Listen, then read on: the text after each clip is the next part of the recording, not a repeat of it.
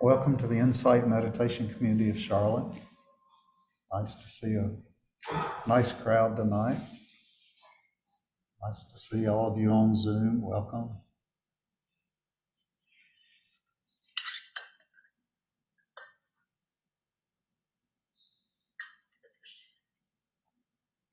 So my name's Ward Simmons. I'm one of 5 Dharma leaders that rotate responsibility for leading our offerings, including Wednesday evenings.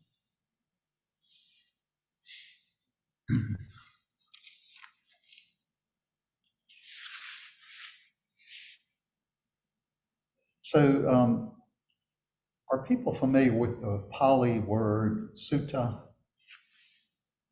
A sutta is a discrete teaching or a discourse, usually spoken by the Buddha and included in what's referred to as the Pali Canon, which is the collection of his preserved teachings.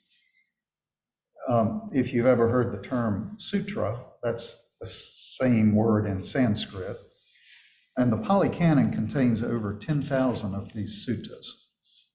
So some of you may know that each summer our Dharma leaders offer a series entitled Sutta Summer, where each leader picks out a sutta that she or he finds particularly interesting and then gives a talk on that. But we don't have to wait for Sutta Summer to give a talk on a sutta. And as a matter of fact, Larry gave a great talk on one of his suttas that interests him last month. So tonight I'd like to explore one that's known as the Honeyball Sutta. It's kind of a funny name. I'm going to say more about the name. For those of you who are interested in things like this is from the Majjhima Nikaya, number 18. It's about 5 pages long, but this evening, mostly I just want to look at one specific paragraph that encapsulates, I think, the central message. So talking about the name, often the name of a sutta will be related to the contents of the sutta. What's being taught is what it'll be named. But that's not the case with the Honeyball Sutta. And I'm going to read you the last paragraph of the sutta because I think it's interesting. So Ananda, the Buddha's chief attendant, after the Buddha gave this discourse, he said, "It's just as if a person exhausted by hunger and weakness came upon a honey ball." So a honey ball would be flour and honey and molasses and, it's a delicious treat. Came upon a honey ball wherever she would taste it, she would find a sweet, delectable flavor. So too, any able-minded practitioner, whether she might scrutinize with wisdom, the meaning of this discourse on the Dhamma, would find satisfaction and confidence of the mind. And then he went on to say, what is the name of this discourse? And the Buddha's response was, well, we'll call this the Honeyball Sutta. So it was just a name that the Buddha had a little bit of a sense of humor. So the paragraph I want to look at is about the 6 sense gates. So the eye, the ear, the nose, the mouth, tactile sensations, and then the mind. And what I'm going to read you is about the eye, but what you need to know is after he gave this paragraph about the eye, then he gave the same paragraph about the ear and the same paragraph about the nose. And so this is just one of 6 times he said the same thing about different senses. Dependent on the eye and forms, eye consciousness arises. The meeting of the 3 is contact. With contact as a condition, there is feeling tone. What one feels, that one perceives or conceptualizes. What one perceives or conceptualizes, that one thinks about. What one thinks about, that one that, one mentally proliferates. So that's a lot of words. They talk differently at that time from how we do today. But let's look at each phrase. It's a six-part sequence. And here's what it is. The I and I forms result in I consciousness. So the I is physical, and the form I'm seeing with the I is physical. And when those come together, then there is I consciousness. The consciousness is mental. So it's both a physical and a mental component of that moment of seeing. Secondly, the meeting of these three results in contact. Third, contact results in feeling tone. Now, here the Pali word is Vedana, and some of y'all will be familiar with that term. And every moment of experience, the Vedana can be either pleasant or unpleasant or neither. And some people will say, and I think this might be true, that really there are only two types of Vedana, pleasant and unpleasant. And anytime we experience something as neither, it's because we're not attending carefully enough. And when we attend carefully enough, every moment of experience is either pleasant or unpleasant, even if it's to a small degree. So contact results in feeling tone, or Vedana. Number 4, feeling tone results in perception or conceptualization. And that really just means that when we have this collection of things, the contact between the organ and the object and sense consciousness, and then the feeling tone that goes with it, we perceive, and that means we identify. So we give it a name. Oh, I know what that experience is. I've had that before. So there's a moment of identification. And then the 5th one, perception, results in thinking. So in this context, thinking means any mental activity. It's very broad, and it would include emotions. It would include any kind of mental activity.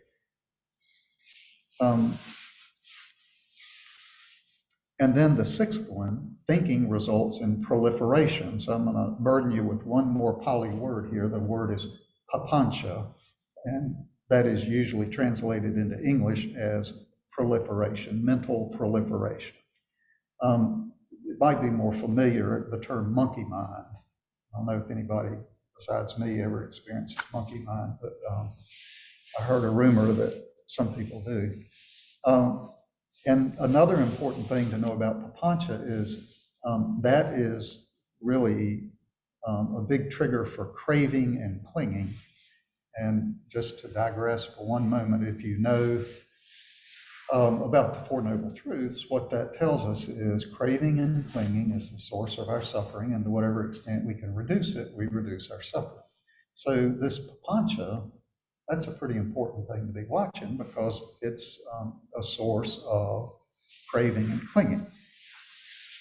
Okay, so hold the thought of mental proliferation or papancha, and we'll be coming back to that. And our relationship to this papancha is maybe the most central part of this talk. So some of you who have some familiarity with the Dharma, you'll probably notice similarities and overlapping this teaching with the teaching on the 5 aggregates and the teaching on the 12 links of dependent origination. And while they're similar, this is a different set of factors in the Honeyball Sutta.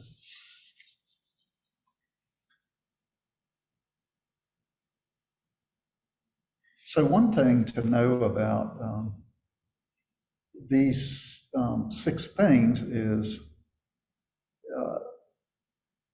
they're kind of a sequence of events, if you will, and they can feel like they're impossible to interrupt. In any moment of experience, all these things happen.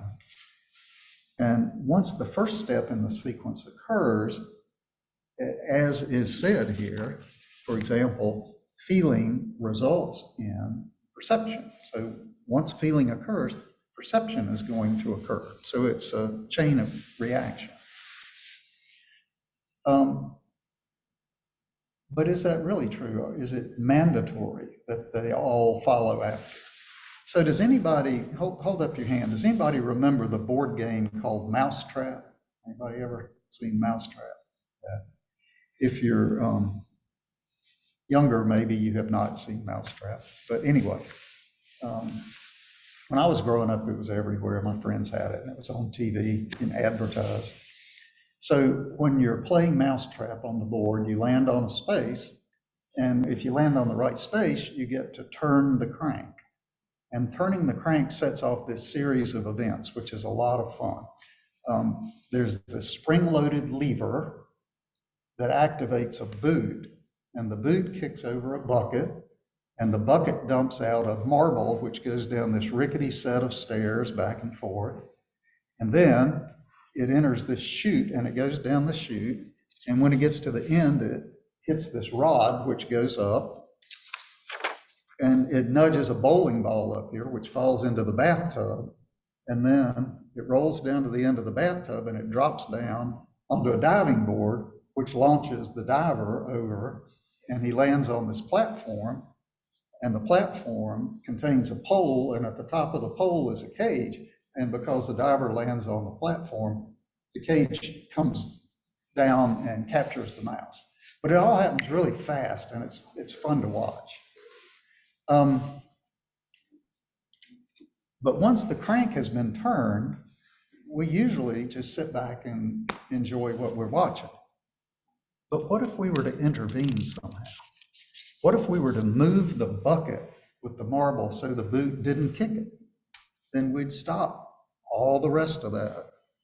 Or what if we move the base of the chute away from that rod so that it can't kick the bowling ball down into the bathtub?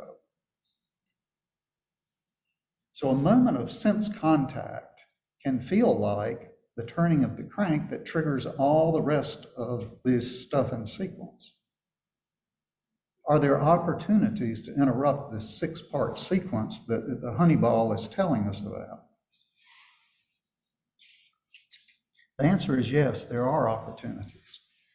And importantly, taking advantage of these opportunities is a key step on the path to a deeper and a more effective meditation practice. So as to the first 3 steps, it is understood that we really can't change the fact that one will result in the next. So just to review, those 3 steps are the I and the I form result in I consciousness, that's 1. Number 2, the meeting of these 3 result in contact. Number 3, contact results in feeling time. Understanding is we can't change that. All of them are controlled by the fact that we're operating out of this human body. We got this central nervous system. One thing happens and another thing happens. So there can't be an I form without I consciousness, a correctly functioning I. There can't be an I form and I consciousness without the arising of contact, and there can't be the arising of contact without the arising of feeling time. Now, the 4th step is where we begin to get a little bit of an opportunity to change the outcome. In mousetrap terms, we get the opportunity to move that base of the chute away from the rod so the ball doesn't come down on the bathtub, out of the bathtub. So the remaining 3 steps are feeling tone results in perception, perception results in thinking, and thinking results in proliferation or papancha. So as to number 4 and 5, in deep states of meditative absorption, it may be possible to experience Vedana and then not conceptualize, or to conceptualize and not have thoughts. But that's pretty rare. For most of us in our busy lives, conceptualization and thought are automatic, following along. This is what Lee Brasington, a well-known insight meditation teacher, says in his book, Dependent Origination and Emptiness. He says, any sensory input generates Vedana and probably conceptualization and thinking. So the sixth step is where the real opportunity to intervene and change the outcome happens. And this is the link between thinking and papancha, or proliferation. It's the link between a single thought and a string of associated thoughts. So remember that papancha, or monkey mind, is the step where craving and clinging arise. So cutting off papancha can be of great benefit. When we don't become entangled in papancha and the associated craving and clinging, the underlying tendencies toward unwholesome mind states are not present. Here's the way that Bhikkhu Bodhi, well-known Theravadan monk, here's what he says about papancha. The propensity of the worldling's imagination, worldlings being those of us living in the world, the propensity of the worldling's imagination to erupt into an effusion of mental commentary that obscures the bare data of cognition. So when it happens, when we have this proliferation of thought, it obscures our ability to see clearly what's happening because we got all these thoughts up here, and they aren't really thoughts about what's we're experiencing in that moment. Papancha leads us away from mindfulness, which is why it's so problematic during meditation. Maybe some of you have noticed that the mind is more interested in juicy, interesting strings of thought during meditation than remaining focused on your chosen object, for example, the breath. And these thought strings are usually about the past or the future. And the result is the present moment awareness or mindfulness is compromised. So the mind can only hold one thought at a time. And when the present moment is occupied by memories of the past or fantasies about the future, we lose the opportunity to abide in this present moment. We miss this present moment because we're doing something else with our mind. So, for example, as I sit here, I'm seeing the clock on the wall back there, and I'm remembering when daylight savings time changed, and I had to go up in the balcony and reach over and try to reach it and get it and set it an hour and put it back and get the minutes right. And then, you know, that's my single thought. I see the clock. But then I start telling a story, and there are all these associations. So after I changed the daylight savings time, well, is David's daylight savings time, is it really a good idea for us to have daylight savings time? I think I heard that Congress was considering abolishing daylight savings time, but then it'll get dark an hour earlier in the summer, and what if I want to grill out and it'll be too dark to grill out? And I love grilling out. Isn't grilling out fun? And I saw this great recipe the other day for a grilled pizza, and I really need to try that recipe. So there's the mind, there's the papancha, the proliferation of thought. And all those moments, I was not present for what was happening in the moment. So each time we do that, we're choosing to forgo a moment of present moment awareness, and we miss maybe the breeze on our skin, or the sound of a bird singing, or an arising thought that is not a string of this association. Mindfulness is the practice of choosing present moment awareness over thoughts that arise from associations. I'll say that again. Mindfulness is the practice of choosing present moment awareness over thoughts that arise from associations. When we begin to practice mindfulness, most of us are a little shocked by the way our minds behave But, before we began, we had no idea how wild our thoughts were. And then as we start to look at them, it can be a little demoralizing. But we can only work with what we're aware of. So we have to become aware of what our minds are doing if we're going to change that. The good news is abiding in mindfulness is like many things. It's a learned skill, and practice brings progress. I'm not sure it's realistic to expect that we'll completely eliminate papancha. We're householders, we're not monks and nuns living in a very rarefied environment. But you know what? I'll happily take any amount of increase in mindfulness, any amount of increase in abiding in this present moment, and any reduction in the underlying tendencies toward unwholesome mind states. So coming back to the Honeyball Sutta, the message is to reduce our afflictive mind states, we need to attend carefully to the processes occurring in the mind.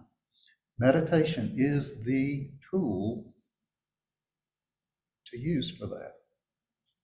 As you practice, observe what part of this 6-part sequence you might be able to see. If you only see 1 or 2 parts, that's okay.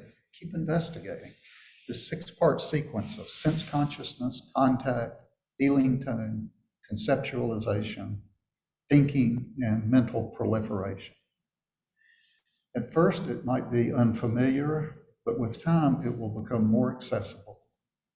As you begin to see the arising of individual thoughts, that is your moment, that's your opportunity to ensure that in the next moment, you maintain your availability to present moment awareness, not to this string of associations.